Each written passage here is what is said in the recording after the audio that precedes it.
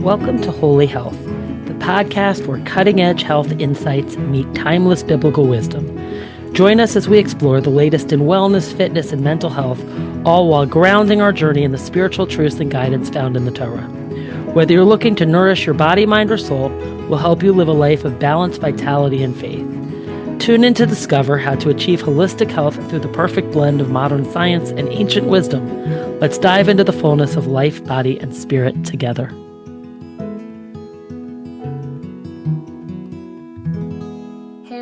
Welcome back to Holy Health. With everything going on today between Israel and Iran, whether you're here in Israel with us or whether you're somewhere, one of the many listeners from somewhere overseas, I know most of you have your mind on Israel and what's going on here right now. And with so much uncertainty in the world, there's no better time than to talk about the way mindset can affect your health. And today's guest is a man by the name of David Amerland. I already liked who he was just from some conversations we had before our initial conversation and our episode. In this episode, he really doesn't disappoint. David is an expert in the way your mindset can actually affect your health. And I think at a time like this, with everything going on in the world, there is no better time than to be working on our mindset. And there were a lot of aha moments in this episode, and there were a lot of things that David said. There are some things that may be obvious to some people, but I think that many people really don't realize how your mindset can actually affect what's going on in your body. It's something I've always believed. So when I hear somebody who is agreeing with what I've always believed, I don't know if you guys have heard me say before, but I do have this list that I call Dara's list of things that she believes that one day research will prove. And one of the things that I've always believed is that the way you are emotionally and what goes on with you can absolutely impact your health, even in terms of cancer and all types of different diseases that people get. I absolutely believe that your brain is like the strongest organ in your body. So what you believe and what you think does a lot for affecting the way your body behaves. So I think you guys, especially at this time, are really going to enjoy this episode. And of course, we have my friend Shoshana Judelman, my teacher. She is on this episode with us to give us a little background of how does the Torah look at mindset, and can that affect our health? And I know you guys are going to enjoy this episode as much as I enjoyed recording it. So as always, please feel free to give me feedback. Keep your topic ideas coming. And if anybody is interested in being one of the Torah Extra guests, I'm always happy to have new people join us. So let's dive into the show, and I hope you guys are going to enjoy it. Shabbat Shalom.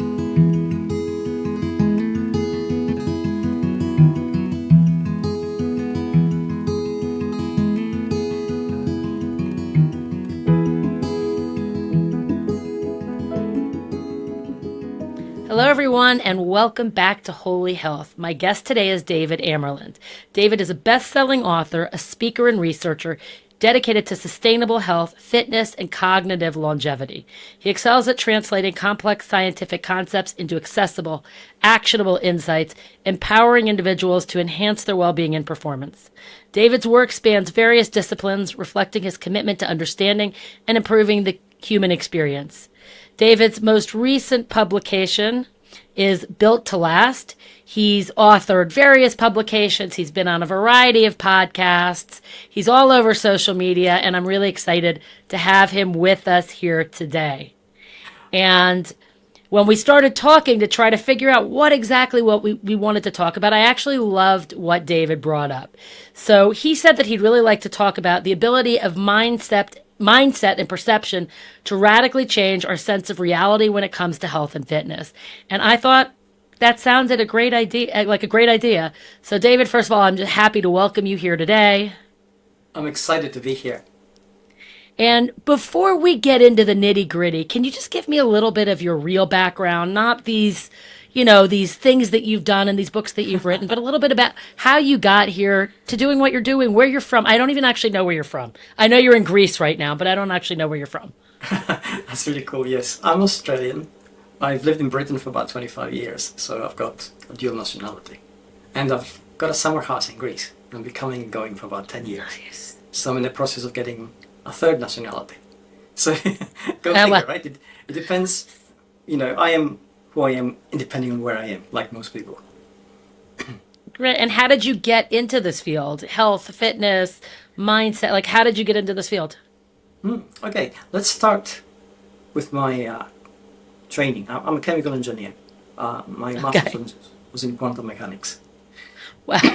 And what I use primarily when it comes to a lot of the books I write when I approach them is mathematics. And mathematics is a modeling language. In model, anything we can model, we can begin to understand. If we understand it, then we begin to actually comprehend the dynamic that guides it. And that's our first grasp, our first step towards improving. And that's in everything. I've written books on search and social media and social media marketing and branding, digital marketing, decision making, intentionality, and this one is fitness.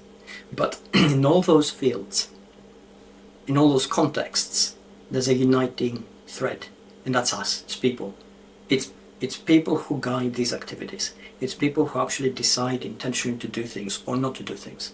And I'm fascinated on why we do some things we do, and we don't do some things which we should be doing.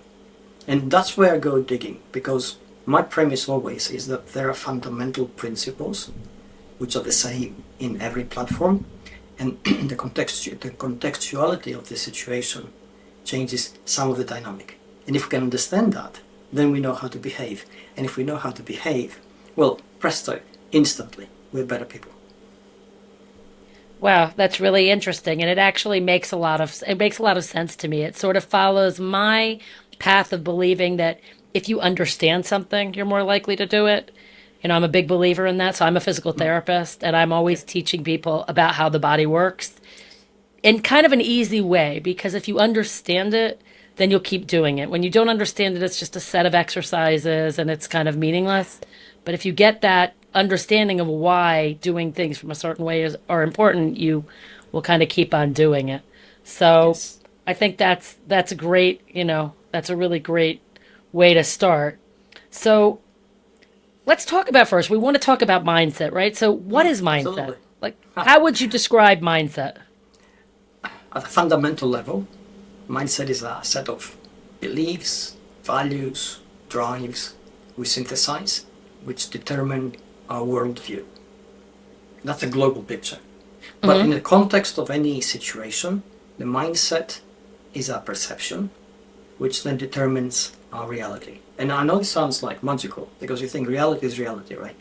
And to some extent it is. There's a reality which is indisputable, and then there's the reality which we feel.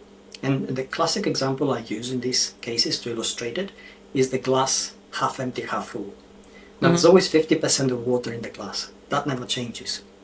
The way we perceive what's in the glass, however, is the meaning we ascribe. And earlier you mentioned the why, and you mentioned meaning, and I love that, because the meaning we ascribe to that then has it's countered by an emotional response in us, which is then manifested through biochemical and neurochemical changes in our substrata, in our body, in our cells, which then determine our reaction. They determine how we process the fact that we have seen in front of us. So we can both agree that the glass is 50%. But if it's half empty for you, then you feel a certain level of anxiety because you have a diminishing quantity of water. Your cortisol levels are going to be elevated, your adrenaline will go up, your heartbeat will go up, blood temperature will rise, you will feel stress levels rising in you. And once those stress levels reach a certain critical threshold, then your brain will panic and will perceive that panic as a threat. And in order to prepare you for survival, it will shut down the higher processing centers of your brain because they're energetically expensive, and you'll be incapable of actually analyzing what's in front of you. You'll be in reactive mode. And if I see that glass is half full for me, I'm still optimistic. I think, I still have 50% of water. I'm pretty chilled. I feel kind of background anxiety, but it's manageable. My stress levels are not too elevated. Looking at the exact same situation that you're looking at, I have access to higher critical analytical thinking, and I can now navigate it differently from you and find pathways which are not available to you, not because I'm smarter, but because I'm emotionally more regulated. So there you go. That's mindset, I reality, perception. Well, I actually love that because I don't know who said this expression or where this expression comes from, but I've used it a lot, especially when, let's say, during COVID, I needed to argue with different people about things, or even now with what's going on here in Israel. I don't know who made this expression, but your perception is your reality. And I find that to be so true. Really, the way you perceive things is your reality, right? And that's why people can see the same thing, but understand it differently, right? Yes, Or exactly. get something a Yes. different meaning from it. So I love that, and it makes a lot of sense. So let's talk about it practically, right? We're talking Mm. about how do we apply that to health and fitness? Like how would you, The or easiest wellness, or thing, I mean, let's talk about wellness, fitness, health, and again, on a sort of larger global picture.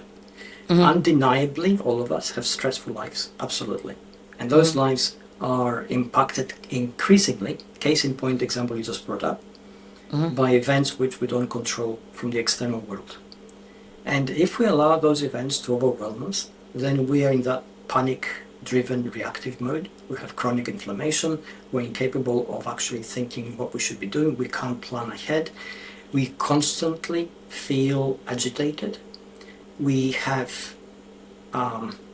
limited capability to apply critical thinking in what's in front of us. And we will be experiencing over time the harmful effects the stress has on the body. Inflammation of the tissues, impaired function of the body's major organs, cortisol levels would rise. We know cortisol does so many things once it reaches certain thresholds. It does so many bad things, not least the energy pathways in the body. We can't access fat reserves. Blood sugars go into fat straight away, so we're starting to put on weight, and we can't actually access the energy we have. We feel constantly depleted, constantly in survival mode. The body can't function properly. And that's just one element. And we have the immune system being impacted. We have vision being impacted, so we can't always perceive what's in front of us correctly. So we have all these things just on that little thing, which we said stress sort of taking us over because we are allowing the external world to control us. But if we were to just take half a step back and reframe what's happening and think, what can I do to remain calm? What elements of my life can I control? And we begin to experience a reduction in the stress we feel, perhaps through meditation, perhaps through mindfulness, perhaps through breathing techniques, perhaps through morning rituals which allow us to feel that no matter how crazy things get outside, there's an element of our life which we actually control. And that allows our stress levels to remain manageable. Stress never goes away, but there's a difference between manageable levels, which we can function with, and levels which take us over and we become incapable of functioning as we should. So just on that, there we have less inflammation, better immune system, better critical thinking, better decisions, and all those little things on a cumulative chain lead to a better life. Okay, so first of all, I love that, and I'm not laughing at you. For anybody who's watching me and sees me smiling, looking like I'm laughing because you are describing my life and the way I look at life. And I am a big believer, and that's like part of this entire podcast is, and one of the reasons I started this podcast, people who listen have heard me say this before, but you haven't heard me say this properly, probably. But the reason I started this podcast and the tagline of this podcast is God decides when you go, but you decide how you get there. Because Yes. ultimately, I believe, and you don't have to believe in God, but ultimately, I believe God is in charge, but we have a piece of control of how we get there. And I've always lived my life with the belief that I am only going to focus on the things that I can control, and what I can't control, I'm not going to worry about. So you'll probably see me like I told David there's a possibility the Houthis are going to fire at us again because we had, there was a huge something that went on today in Gaza, and in retaliation the Houthis fired a little while ago. But you'll actually probably see me. I like to film these things sometimes, and you'll see me kind of laughing because I am not going to worry about it because I know we have the Iron Dome and I know we have other things and I know God is in charge. I'm not going to sit here stressing over maybe that missile fragment's going to hit my house. And I have a safe room and it's possible and it could happen. And I guess if it happens, I'll worry about that then. But why am I going to worry about the things that I can't control? So, with that being said, do you believe that there are? I'll tell you in a minute why I believe that I function more this way. But do you believe there are people that are born with a more natural inclination towards calmness, or do you think it's something more learned? Well, for sure, there's there are people who have natural tendency to do that. But a lot of our neurobiology, a lot of our early wiring is laid at birth. We know that the anxiety and stress levels of the mother affect the neural wiring of the fetus. And the studies on that now, and it's fascinating. We know that the formative years that we have spent, where we're receptive to the signals we get from our surroundings, our parents, the environment they live in, the reactions that they have, they essentially form, again, neural connections in our brain, which create, to a very large extent, the person we are. They create the way we process information and react to it. Are we overreactive? Are we emotionally unstable? Do we tend to be emotionally unstable? Do we tend to be highly strung and anxious over things? Do we tend to over-worry? That's a brain whose wiring learned to behave in this way because it grew up in a specific environment. Having said that, it doesn't mean that we cannot change. Out of all the animals in the animal kingdom, we're the only one with the capacity to rewire ourselves. It takes energy, it takes effort, it takes awareness, it takes knowledge, but it's definitely possible. So by learning, the learning part of it has a lot of self-awareness, a lot of self-introspection, some digging and painful memories, because if we're inclined to overreact, there are things in our past which we certainly haven't faced, and we must at some point in order to grow, and that's incredibly painful.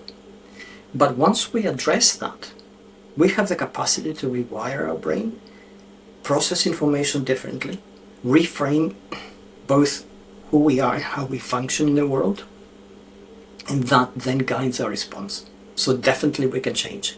If we're so blessed that we live in a perfect environment with children, we have very little childhood trauma to carry through to adulthood, then great, we start off with a natural advantage over everybody else. For the majority of people, it's a struggle to become better. So it's funny because my mom is a worrier. My dad is not, and I'm not a worrier at all. But I grew up in a very secure environment, and meaning that my parents are amazing. So I grew up with the security, meaning even when I was 18 years old and my family was already living in Israel, but I moved out of the house when I was 18. I moved back to the States by myself. You know, even though I worked and I made my own money, I always knew my parents would never let me starve in the street. Like, I always had the security of knowing my parents are there for me. And I say all the time, I thank God for whatever issues I have. They're my issues, and I wouldn't want somebody else's issues, because thank God I have good parents and I have a very strong, family structure and all of that. So I think it's interesting. And the other reason I say that I think I'm calmer is because I am a good breather.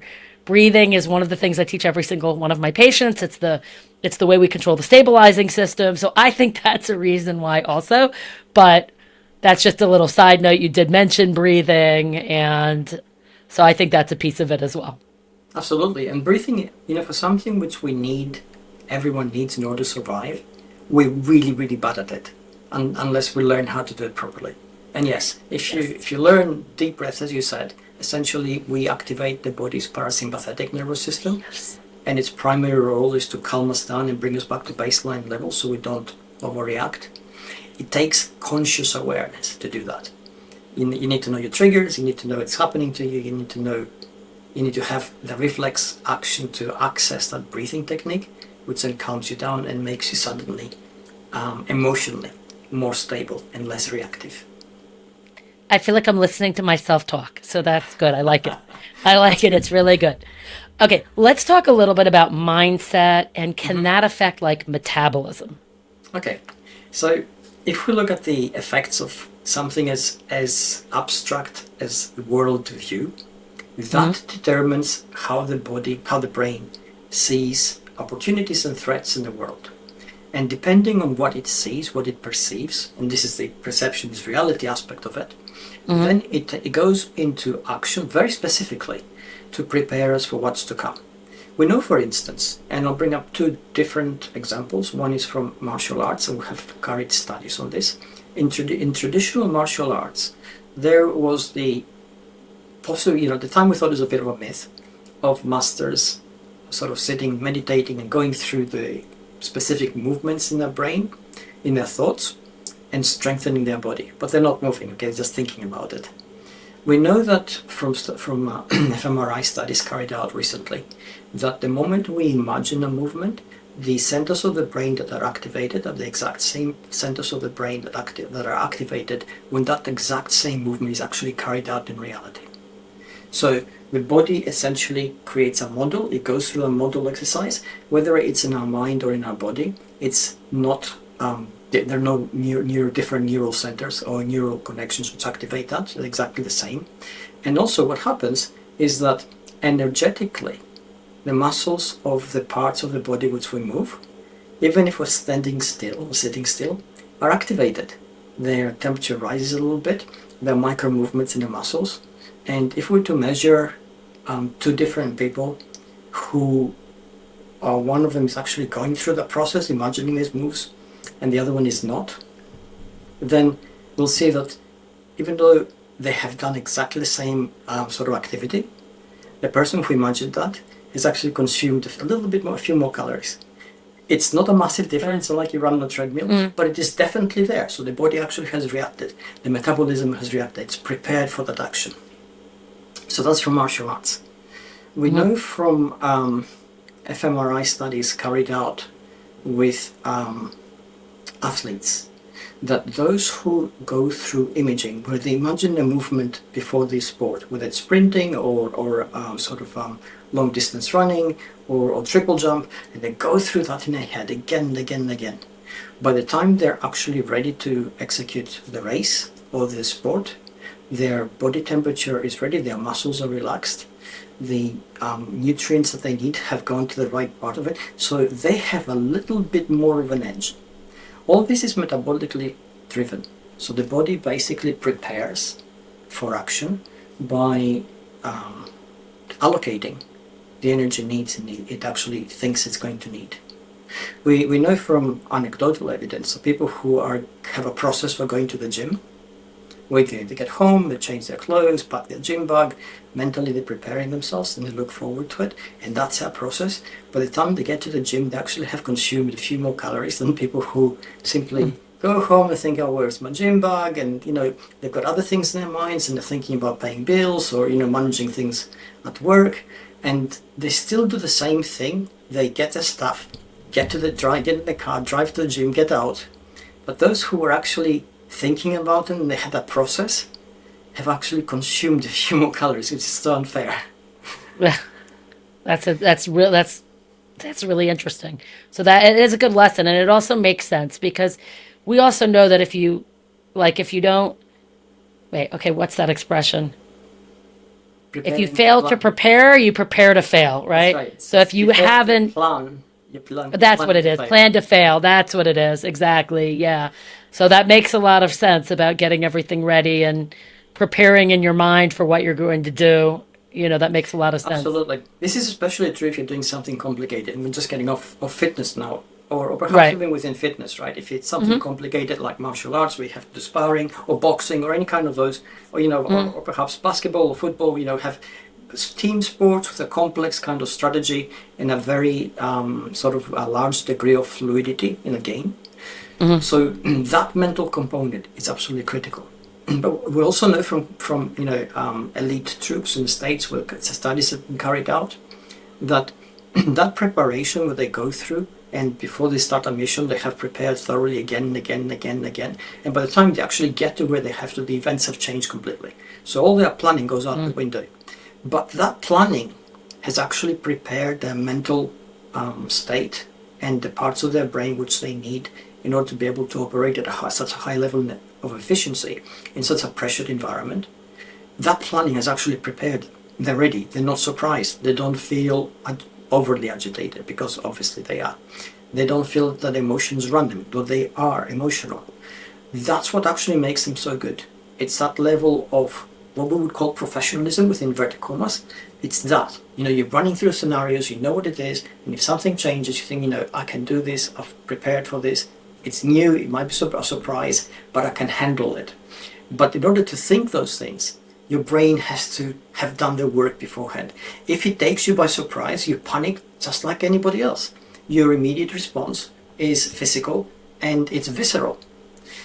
If you're planning, your metabolic state is fairly stable. Your body allocates resources to create an optimum effect. Ultimately, the brain and body each has a very simple task. The brain is to help us survive, and the body is to help us adapt, ultimately for survival. So if we think that the brain's a predictive machine, that's how it helps us survive, by trying to predict the next moment. It takes all this information, synthesizes everything, creates, from our perspective, over thousands and thousands of years, the civilization we have today, where within certain margins of acceptability, we have a fairly good idea of what's going to happen today, tomorrow, 5, 10, 20 years from now. And that's our creation. The brain has done that. A massive amount of energy has gone into it. The body adapts. Whatever we do in the environment, the body adapts so that energetically it costs less. If you and I change places, and if you live in a hilly country where you have to walk up and down hills every day, and you're used to it, and it's nothing to you, and I come to you, first day there it's going to kill me. Because I'm not used to it. It doesn't matter how fit I am. It's going to be energetically difficult. But if I stay there for 3, 4, 5 weeks, my body's going to adapt. My muscles will get a little bit stronger for that kind of walking. My breathing will change. And what's going to happen is I get fitter. Energetically, it'll be less effort. I'll be able to do it without tiring. So that's the adaptation of the body. But both are there for that simple thing, survive. Right. One does it by predicting, one does it by adapting.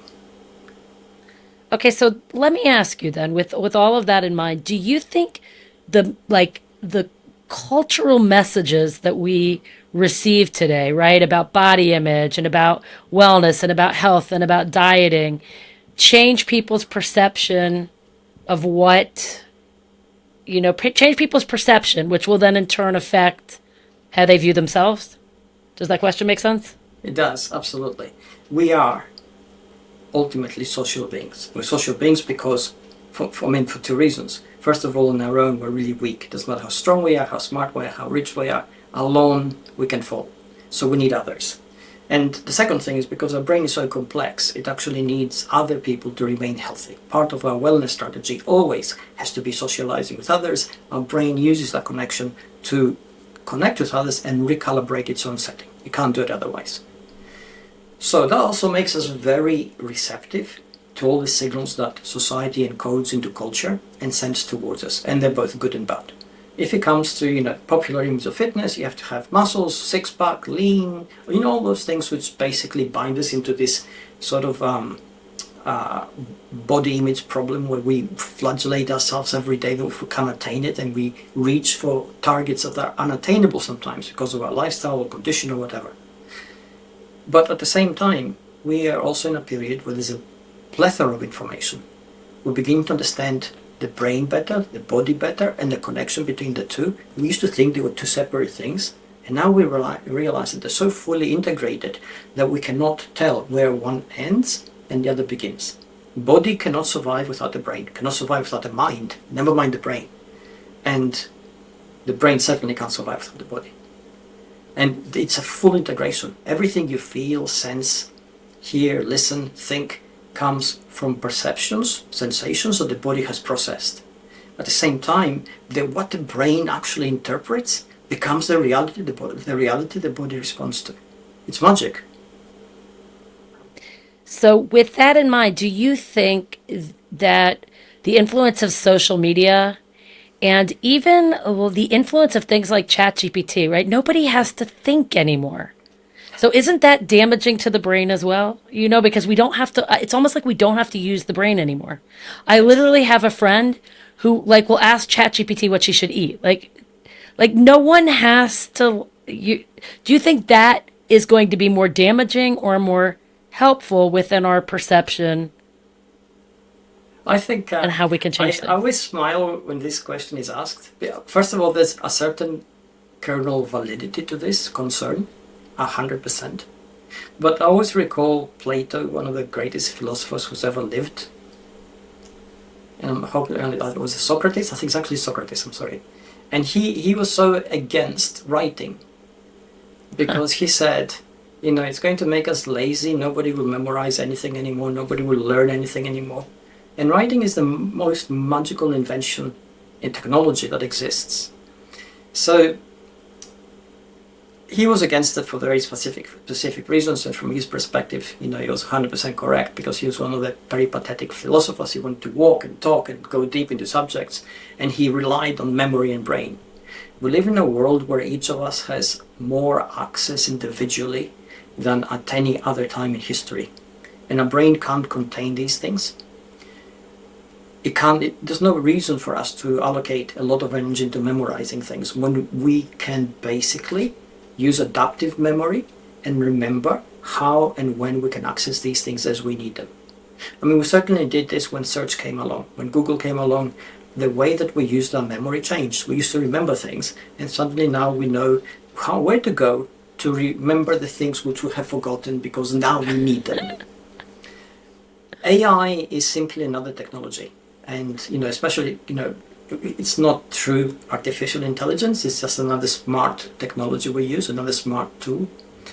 It can't think for itself. So provided we use it correctly, it will enable us to do more with what we have inside our head. And definitely, at any given moment, we don't think with our brain. We think with the world. If we talk to another person, we are accessing a database. We're accessing their memories, their knowledge, their experience, and their opinion. If we go to a machine like Google, we're accessing a database. We're constantly accessing databases. Because it's new, we're going to misuse it 100%, because we always do. But then we adapt, we learn, we become smarter, we begin to use it better. And as we use it better, then it becomes a lot more useful for us, and we can do more good things with it, and I think that's a good thing. So your concern is valid because it's new, but every time we have something new, we make the same mistakes. The motor car was not another classic example. People had to die before we actually had to put down lanes on the roads, because there never were any lanes. So we learned how to use it. Right. No, that makes a lot of sense. And I definitely can see that even within the things that people might think are bad, you can see that there's good. And it's like with anything, and it's learning how to use it and how to separate the good from the bad, and taking the good and not, and leaving the bad. So let me ask you then, what are maybe like one or two mindset or practices that people could do to start changing their perception to, in fact, be able to change their reality? You mentioned as we started this podcast how important meaning was in action, doing things that are meaningful for us. And that's the most critical thing anybody can apply to anything, whether it's physical fitness or life choices or decisions we make every day, or anything that has to do with the choices we make. In order for something to have meaning, we need to understand why we want it. And essentially, we're asking ourselves why we're doing it. And as we ask the why, we are also indirectly, or sometimes very directly, asking the who. And if we do the work for who we are and why we do those things, then the meaning we ascribe to the actions that we undertake becomes really powerful for us. And here's where mindset really, really shines. I'll give you an example from a Harvard University study that was carried out in 2007. They looked at 60 different hotel maids. They're the ones who go from room to room in a hotel to change the beds and do all the cleaning and prepare it for the next guest. So they had 3 groups of 20 in 3 different hotel chains, and they took 2 of those groups aside. They showed them a whole lot of slides and told them, essentially what you guys are doing is exercise. And although it feels like work, it's also helping you become fitter. And then they carried out all the classic studies, waist to hip ratio, BMI, muscle mass, blood pressure, all the biomarkers. The third group, which was their control group, they said to them, we're interested to find out what you guys do on a day-to-day basis. So, we want you to just guide us through, and we'll keep an eye on you. And then they sort of left them for 12 weeks. At the end of the 12 weeks, and they're all doing the same work, right? At the end of the 12 weeks, they went through again the BMI all the biomarker studies to see what was happening. Now, what is fascinating is that the two groups of 20 that had been told that what they were doing was exercise showed a 15% improvement across the board on every single biomarker. Their blood pressure was down, their body fat was down, muscle tone was up, BMI had improved. Now, the group that had been told, we're just interested to understand your work, they were exactly the same.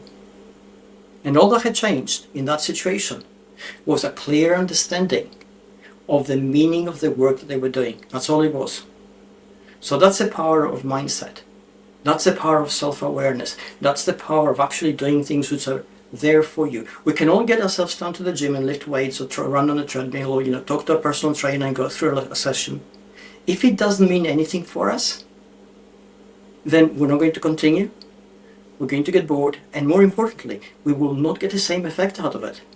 There are also studies from bodybuilders. Those who use a mirror to see the biofeedback of the movement get between 12 and 15% more muscle growth than the ones who don't.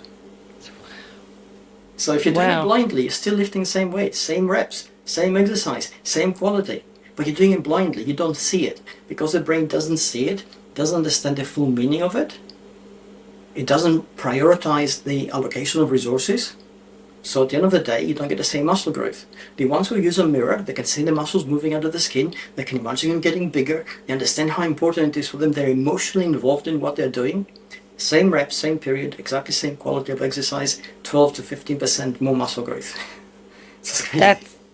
That's phenomenal. I mean, that is really a big difference. I mean, there's a word I'm looking for when it comes to research and it's not coming to my head right now, but that's like statistically significant. 15% is not like 0.02% or even 2%. No, it is. 15% is a significant difference. Yeah. And so if I was... Bodybuilders use mirrors so much. We think it's vanity, but it isn't. Organically, right. they've seen the effects. Okay, so if I'm going to take that and apply that, let's say, to my workout tomorrow, then basically I want to be telling myself that as I'm lifting this weight or doing this movement, I'm getting stronger. Like I really want to be telling myself something positive about why I'm doing it, as opposed to just going through my workout, which even me, that's usually what I'm doing. Sometimes I'm not even really thinking about it. I'm just, you don't want to just go through the motions. You want to be thinking about what you're doing. Yeah, absolutely. I'll give you an example from my life. I've been doing martial arts since I was 13. I've got black belt in 3 different styles. I competed for 10 years at a very national level. I'm a certified Taekwondo instructor. I'm a second degree black belt in Taekwondo, in one style of Taekwondo. Because I've been training for a long, long time, I'm 60 now, so I've been training all my life. Wait, how old are you? 60. Okay, you don't look it. Okay. Thank you. I'll take that. Thank you. Yeah. So I'm quite capable sometimes to just go through a range of movements, not thinking about it too much. My body does it automatically. And sometimes I do that because I need to exercise, but I've got a lot of things in my mind. And I know that it does nothing for me. It doesn't push me energetically. It doesn't help me become sharper. It does nothing. It exercises my body for sure. There are changes. As in, it helps maintain the level of fitness I need.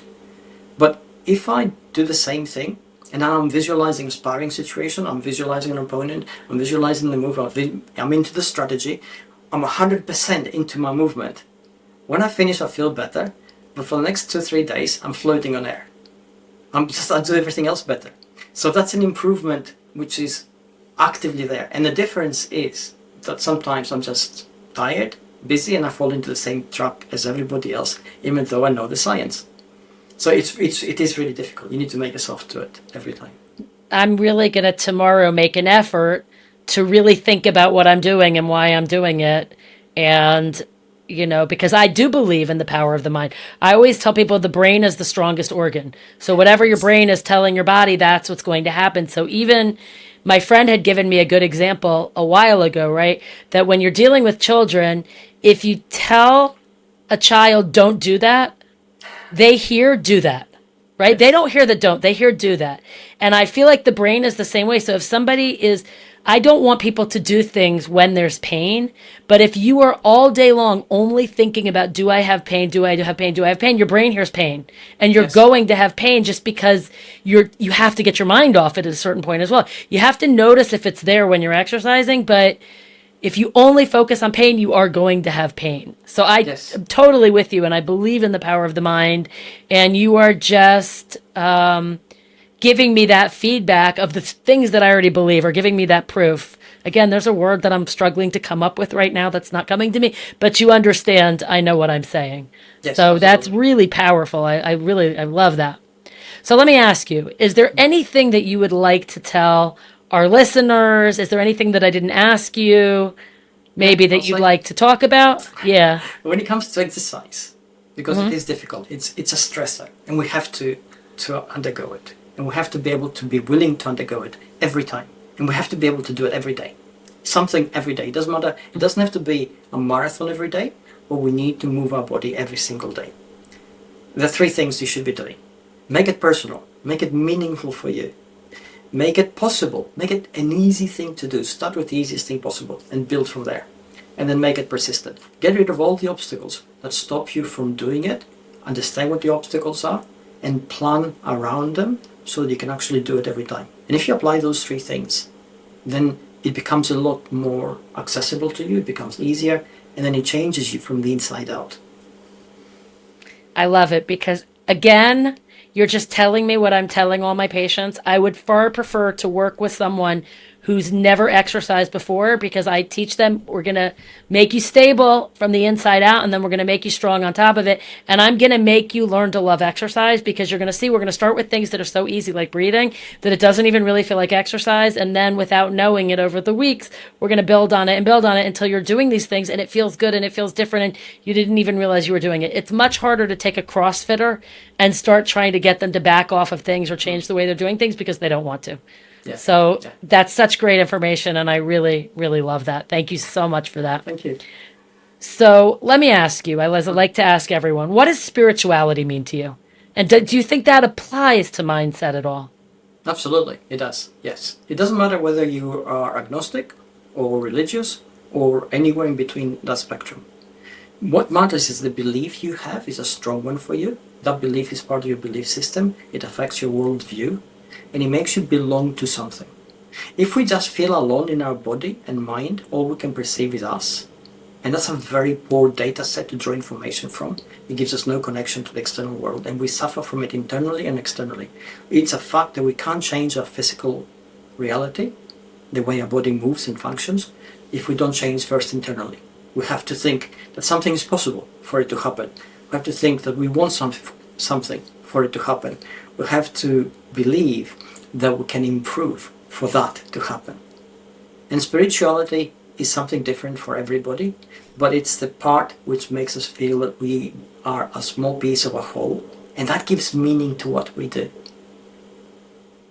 That was great. Thank you. And again, I'm laughing because that is why I ask everybody this question, because I believe that spirituality means something else to every person. So you just gave me that right back. I loved it. Thank you so much.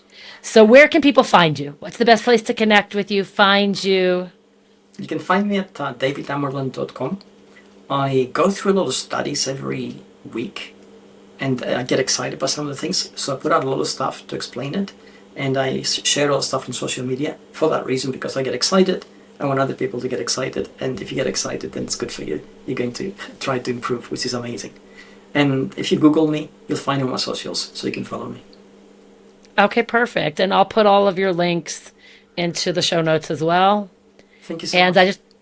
Thank you so much. This was great. I really loved it. Thank you so much.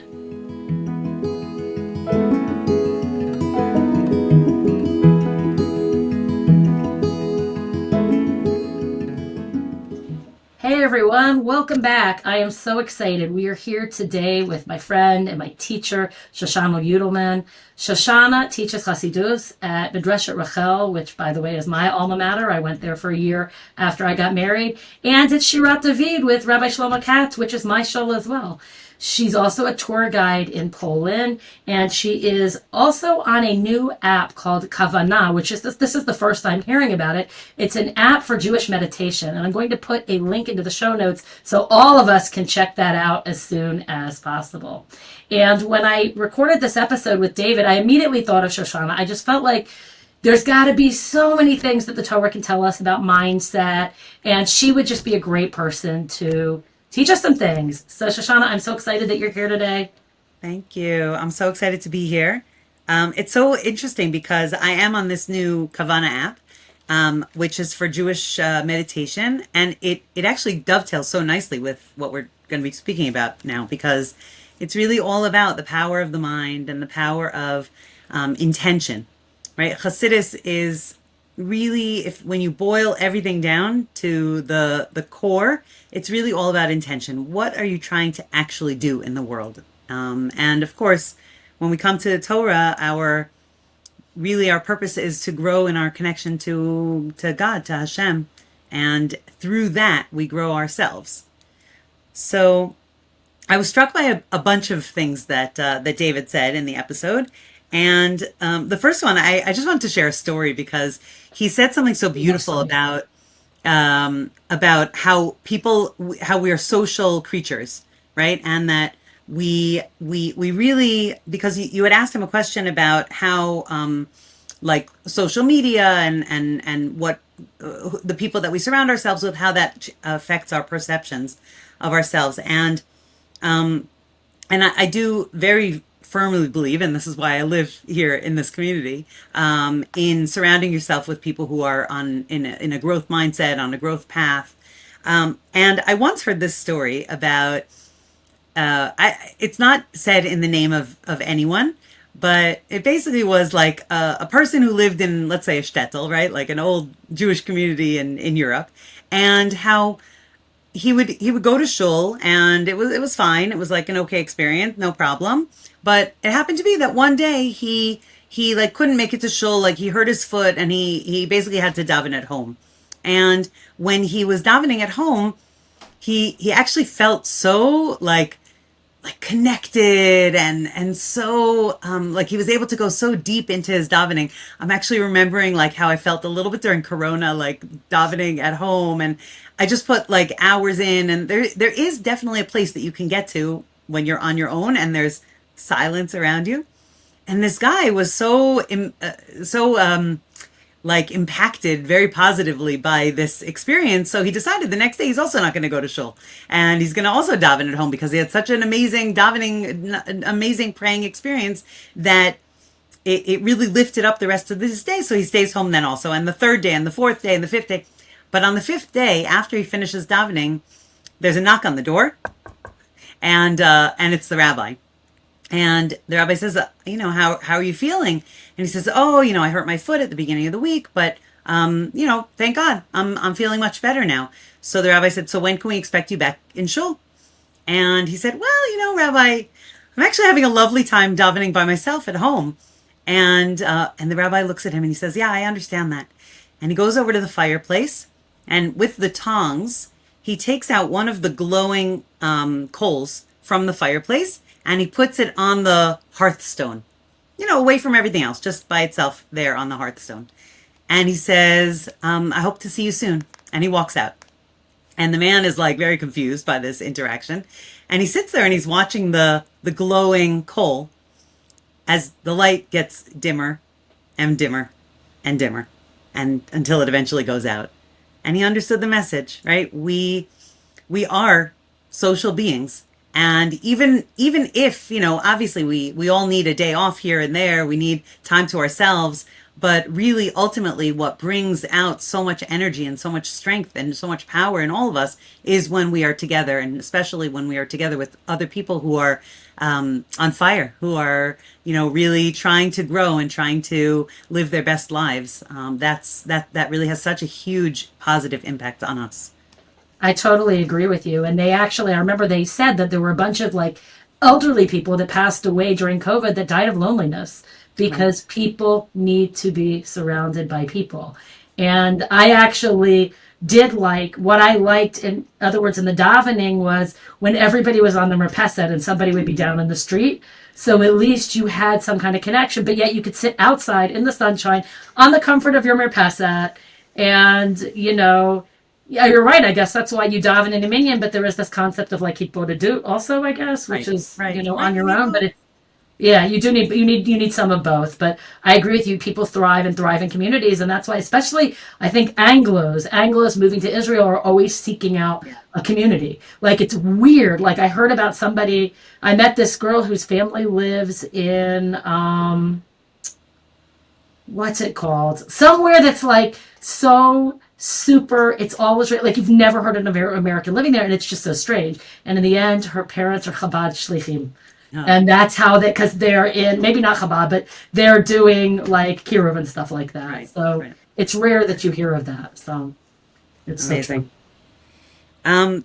The next thing I wanted to bring up was that he talked a lot about obviously about mindset and about how the power of the mind to really push the body to new heights. And there was a conversation about like the glass is half full, the glass is half empty, right? And how our perception of that really has an effect on our experience.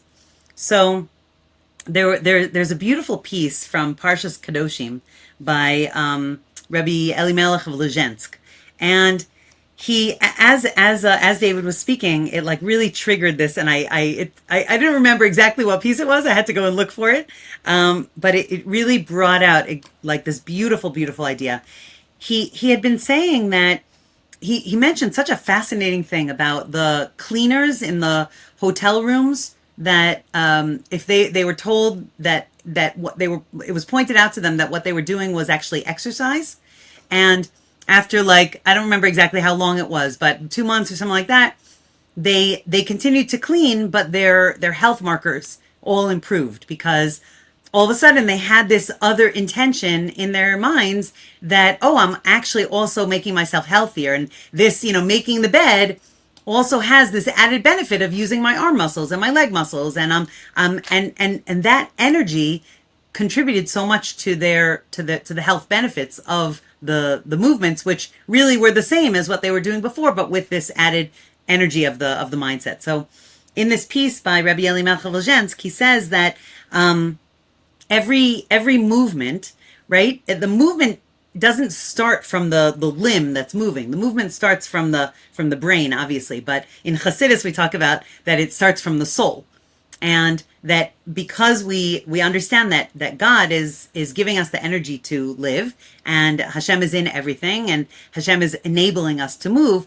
So then we take it to the next level and we say it's really like Hashem's energy moving through my hands right now. And as I'm speaking, I'm actually watching myself in the video. I'm moving my hands to make this point, right? Right. But what would happen if I stopped talking and I still move my hands, right? If I stopped talking and I still move my hands, it would look silly. It would look stupid because the movement of my hands is an added expression of the point that the words that I'm saying, and it's coming from a deeper place than just the actual movement of the hands. So he takes us a step further and he says, like, when you see someone else moving and you want to copy their movements. So if you just copy their movements, there's nothing in that. There's like no energy in that. It's like and he even compares it to like idol worship on a way, because you're moving, like you're copying just the surface level of somebody's actions, and it's not yours, it's theirs, and you're just copying it, right? What makes it yours is the intention, is your mindset, your like if you're doing a dance and you understand the meaning behind the dance, or if you're moving while praying, right? And we bow at certain times during the prayers. If we have a mindset of like, what does that mean? What am I actually doing? it changes the whole experience. It changes the whole thing because there's life in it. There is like a certain energy in it, as opposed to it just being a movement from the body. It's a movement that puts the soul into the body. It makes perfect sense to me. And that is why, in physical therapy, as a physical therapist, and you might remember this, the reason I, do an hour and a half first visit is because I find it critically important to make people understand the meaning behind why they're doing what they're doing. I tell them, like, okay, I'm going to give you a 15-minute lecture now. There's only two things you need to remember at the end, but you need to hear it, because if you don't understand that there's a deeper meaning behind it, you won't keep it forever. And I want you to take these things in to be something that you change forever, so that you don't have to keep coming back, Right. And thankfully, Shoshana, I hope it's okay to say, like, you came to me many, many, many, many years ago, and I haven't heard from you since. So I think that please And I God, still is miss what you with taught them. me about breathing. I absolutely Yes. do. So yeah, it just changes the whole experience. And of course, on some level, it takes more energy to do that.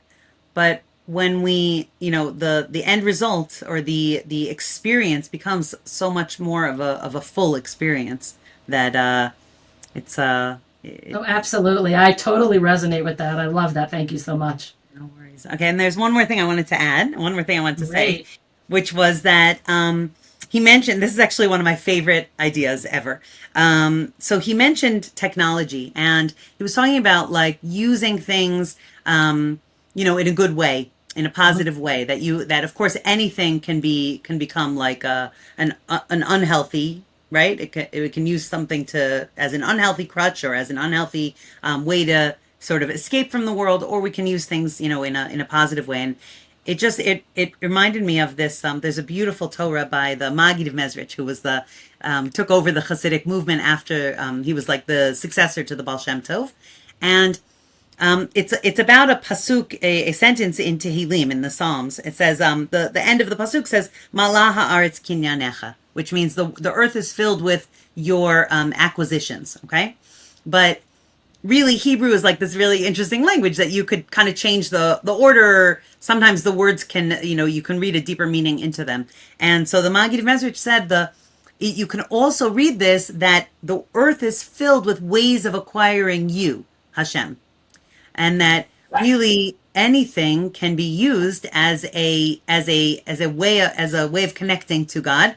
Anything can be used, like if I say like a cell phone, right? Is a cell phone a negative thing or a positive thing? Is it a good thing or a bad thing? And the answer, of course, is it depends. It depends on how you're using it. It depends on what you're using it for, right? If I use it to leave my family loving messages, then it becomes a tool of connection. If I use it to listen to shiurim on Torah, then it becomes a tool of growth and connection to Hashem.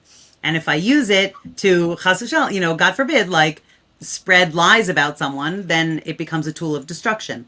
So really, the whole world can literally anything that we think of in this world, anything that we can name in this world, can become a tool for good, a tool for bringing more light, more connection, more growth, more harmony, more godliness into the world, and including obviously exercise, including obviously diet, right? Including all of the ways that we try to be healthier and try to use our bodies in a way of in a positive way.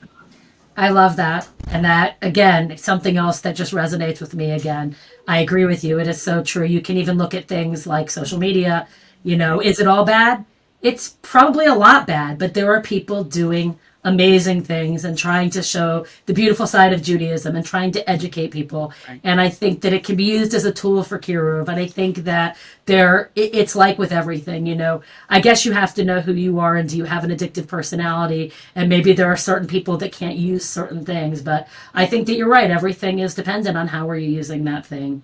And that's why I think sometimes it's worse when you make something off limits for every single person, because sometimes you're taking away something that can be good. And by the way, one of my favorite things, this is totally off topic, but I'm going to say it anyway. One of the many, many reasons why I love Chabad, we were down south, and when we were at the Nova site, there was a group of what looked to be Haredi, men singing. And people started to say, oh, why don't you join the army? Don't stand or sing. I'm like, that's Chabad. Chabad Dafka sends their kids to the army. Right. So, right. Right. So since you brought up Chabad, I'll say that right.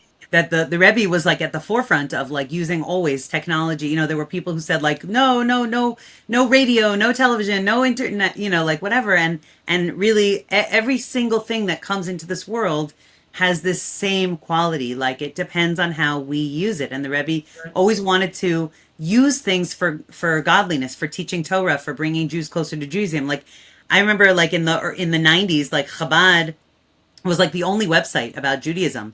And I used to read these articles when I lived in Australia. I was like giving classes, and it was one of my only resources that I had.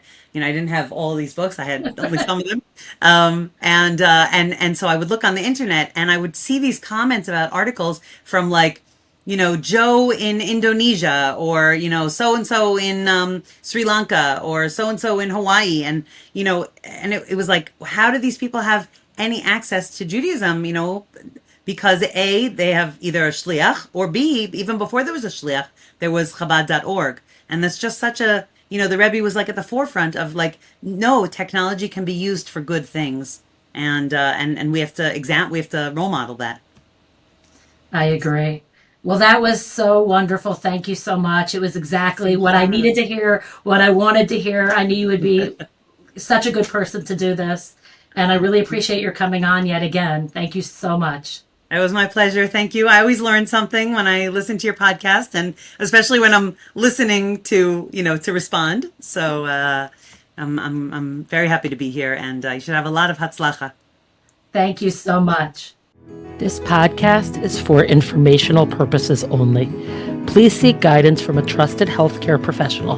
By listening to this podcast, you release Holy Health and all of its guests from all liability. I'd like to thank Yakir Abelo for editing this podcast.